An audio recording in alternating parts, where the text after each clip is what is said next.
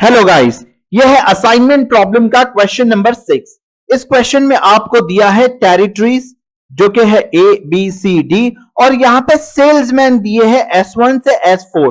तो गाइस चलिए पढ़ते हैं क्वेश्चन को। A sales manager has to assign to 4 territories whose profit performance in rupees lakhs are given below.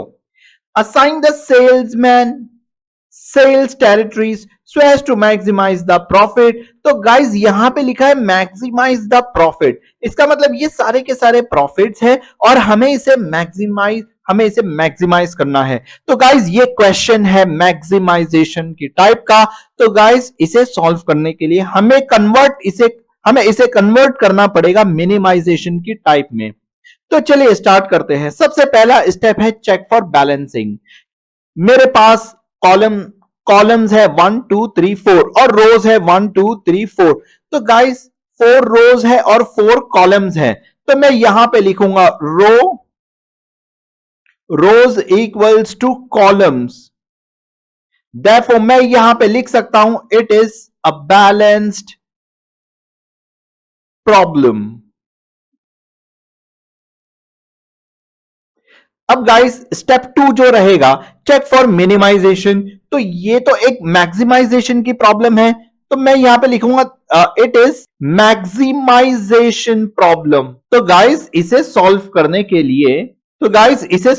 के लिए हमें इसे कन्वर्ट करना होगा मिनिमाइजेशन प्रॉब्लम में। तो गाइस मिनिमाइजेशन प्रॉब्लम में कन्वर्ट करने के लिए हमें इस टेबल को बनाना होगा रिग्रेट या फिर अपॉर्चुनिटी लॉस टेबल।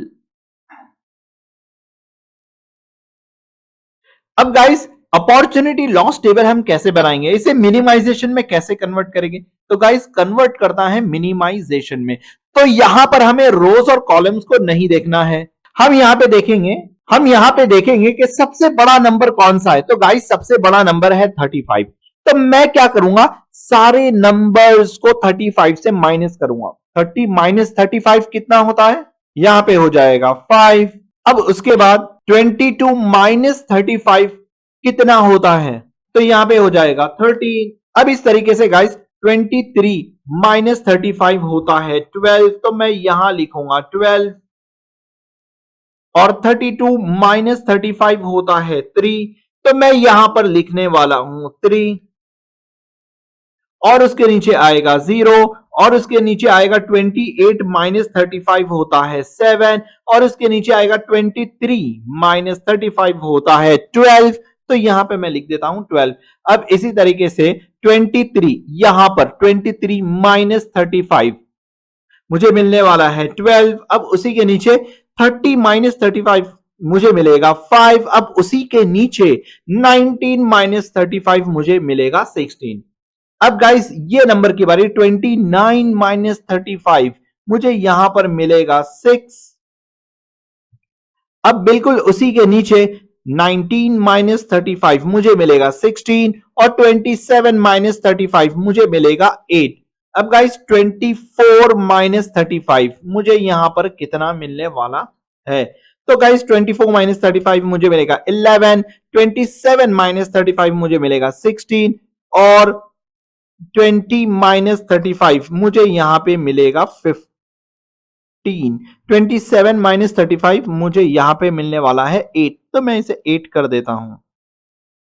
तो गाइस मैंने इसे सक्सेसफुली मिनिमाइजेशन प्रॉब्लम में कन्वर्ट कर दिया है। अब मुझे निकालना है रो मिनिमाइजेशन।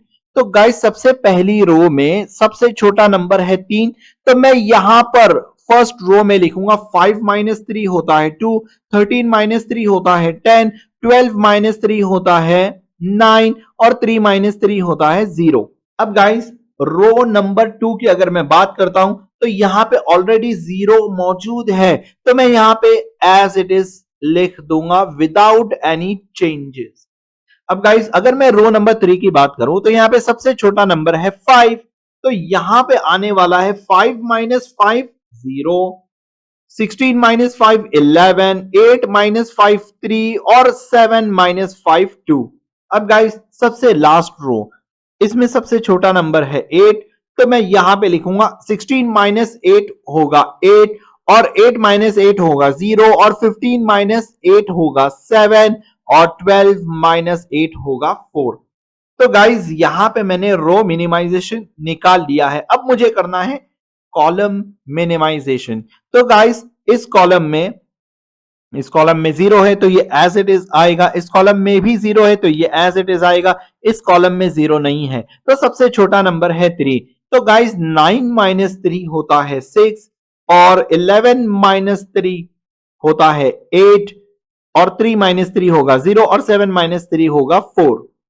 अब गाइस लास्ट वाले कॉलम में भी सार एक 0 है जो सबसे छोटा नंबर है, तो ये एज इट इज रहेगा। तो गाइस मैं इसे लिख देता हूं एज इट इज। अब यहां पर होगा 2, और ये होगा 12, यहां पर होगा 0, और यहां पर होगा 8। अब गाइस यहां पे होगा 10, यहां पे होगा 6, यहां पे होगा 11, यहां पे होगा 0। तो गाइस मैंने स्टेप नंबर 4 कॉलम मिनिमाइजेशन भी कंप्लीट कर लिया है।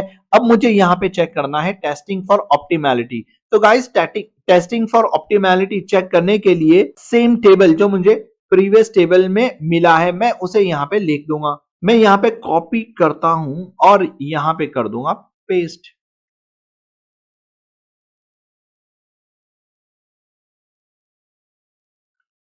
तो गाइस टेस्टिंग करने के लिए सबसे पहले मैं ये देखूंगा कि मेरी लाइन में मैक्सिमम जीरोस कहां पे कवर हो रहे हैं।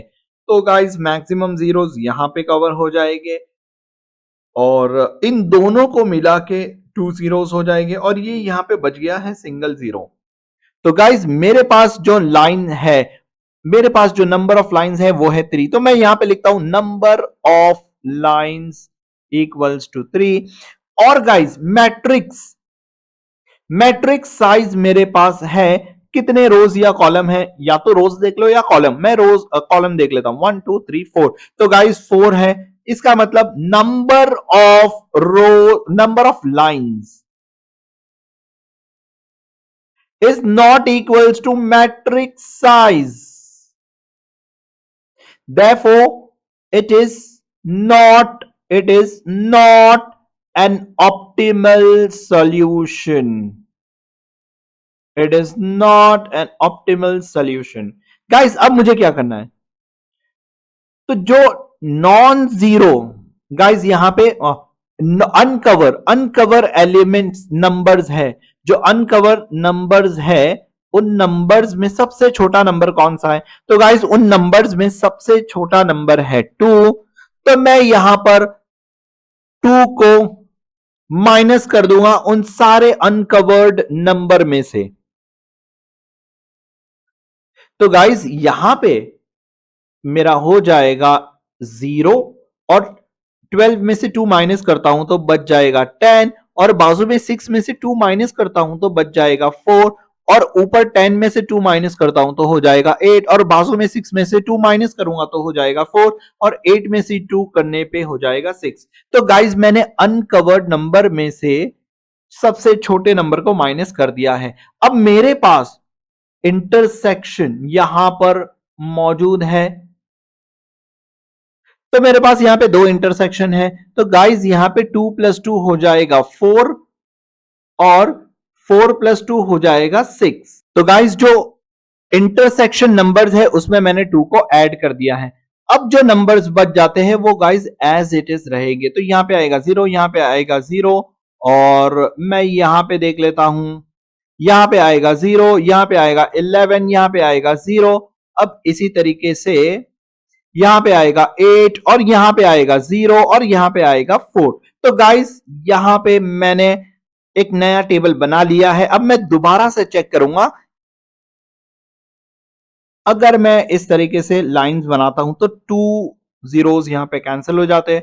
अगर मैं इस तरीके से लाइन बनाता हूं तो 2 जीरोस यहां पे कैंसिल होते हैं, अब बच जाते हैं 2 जीरो। तो गाइस यहां पे दोनों जीरो को मैंने इस तरीके से कैंसिल कर दिया है। तो मैं ये कह सकता हूं कि नंबर ऑफ लाइंस इक्वल्स है 3, और मैट्रिक्स की साइज जो है वो भी है, number of lines equals to 4 और मैट्रिक्स की साइज भी है 4। देयरफॉर मैं ये कह सकता हूं कि नंबर ऑफ लाइंस यहां पर इक्वल है matrix size. Therefore, it is an optimal solution। अब गाइस मुझे यहां पे असाइन करना है, तो असाइन करने के लिए सबसे पहले मैं यहां पे लिख देता हूं, जहां कहीं भी जीरो है मैं उसे जीरो लिख देता हूं। तो यहां पे आएगा जीरो और यहां पे आएगा जीरो और यहां पर आएगा जीरो और जीरो यहां पे नहीं आएगा, जीरो आएगा यहां पर और यहां पे आएगा जीरो और यहां पे आएगा जीरो। तो गाइस मैं रो वाइज ही चलता हूं। अगर मैं फर्स्ट रो को लेता हूं तो गाइस मैं इसे सिलेक्ट कर देता हूं और इसे क्रॉस कर दूंगा और इसे क्रॉस कर दूंगा। तो रो और कॉलम में मैंने इसे क्रॉस कर दिया है। अब गाइस अगर मैं सेकेंड रो को लेता हूं तो यहां पर क्रॉस करने के लिए मुझे कुछ नहीं है, मैंने इसे सिलेक्ट कर लिया है। अब अगर मैं थर्ड रो लेता हूं तो यहां पर भी मेरे पास कुछ नहीं है क्रॉस करने के लिए और लास्ट में मुझे इसे भी सिलेक्ट करना है। तो गाइस हर रो में और हर कॉलम में एक एक जीरो असाइन हो चुका है। तो गाइस अब बात आती है ऑप्टिमम स्केड्यूल की। तो S1 में मुझे ए को लिखना है, मैं S1 में ए को लिख देता हूं। मैं S1 में गाइस ए को लिख देता हूं और इसकी वैल्यू क्या है, S1 में ए की एक्चुअल ओरिजिनल वैल्यू है 30।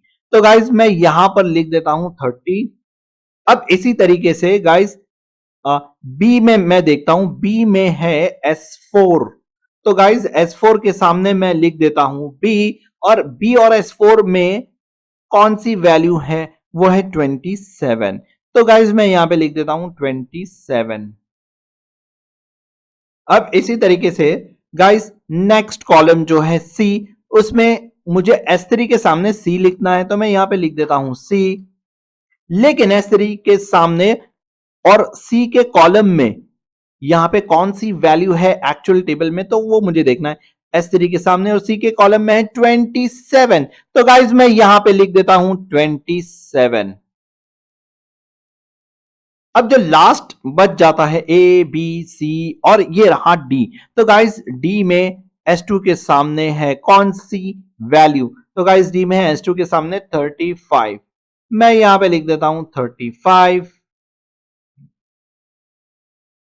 अब गाइस जब मैं इसे टोटल करूंगा तो इसका टोटल कुछ इस तरीके से रहेगा,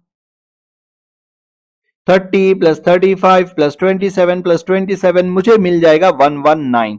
अब गाइस मुझे प्रॉफिट को मैक्सिमाइज करना है, तो मैं यहां पे लिखूंगा therefore optimal optimal optimal profit लिख देता हूं मैं, क्योंकि क्वेश्चन में मुझे प्रॉफिट बोला है। तो ऑप्टिमल प्रॉफिट इक्वल्स टू ₹119। क्योंकि ये लाख में है तो मैं यहां पे लिख देता हूं 1 लाख में कितने जीरोस होते हैं, 1 लाख में 5 जीरोस होते, तो मैं यहां पे 5 जीरोस लिख देता हूं। तो गाइज ये था हमारा सॉल्यूशन। मिलते हैं नेक्स्ट क्वेश्चन में।